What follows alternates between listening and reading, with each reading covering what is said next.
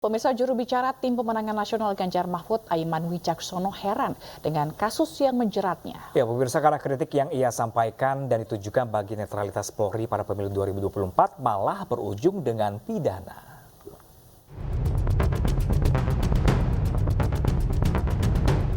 Aiman bersama sejumlah advokat dan relawan Ganjar Mahfud mempertanyakan atas kasus yang menjeratnya. Sebab kritik yang disampaikan untuk perbaikan institusi Polri di tengah krisis kepercayaan terhadap netralitas pada pemilu 2024 malah berujung pidana. Aiman menambahkan tidak hanya ia yang menyampaikan kritik. Sejumlah media massa seperti juga menyampaikan kritik terhadap netralitas Polri.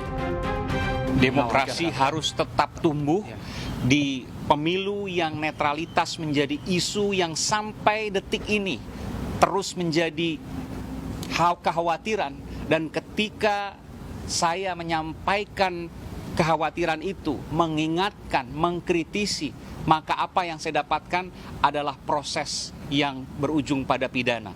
Tentu ini masyarakat yang bisa menilai, padahal apa yang saya sampaikan juga saya tegaskan juga, disampaikan juga oleh sejumlah media, tadi saya sebutkan juga ya. Saya sebutkan lagi, ada dan kita perlihatkan tadi di BAP ya. Media Indonesia ya, 10 November ini tertulis pemasangan baliho libatkan polisi. Ya. 10 November ya. Ini. Kemudian ada juga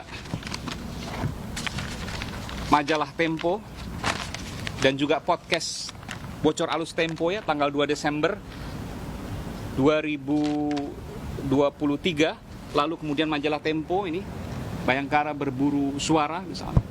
Ini juga ditulis oleh media-media ini. Dan apa yang saya sampaikan itu persis dan bahkan lebih detail disampaikan oleh media-media ini. Pertanyaannya, apakah media-media ini menyampaikan berita bohong? Jawabannya tentu tidak. Lalu kenapa saya diproses pidana? Ini pertanyaan yang besar yang jawabannya saya serahkan kepada publik. Sementara salah seorang kuasa hukum Aiman, Tama Langkun, menyatakan Aiman kini menjadi simbol pengawalan demokrasi. Aiman juga sudah melakukan tugasnya dengan baik dengan menjaga kerahasiaan identitas narasumbernya.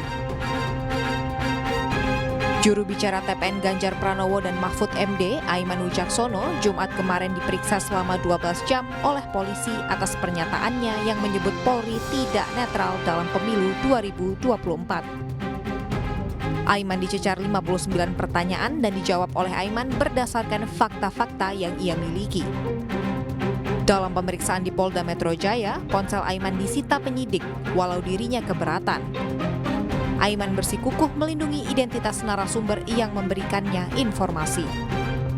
Tim Liputan iNews melaporkan.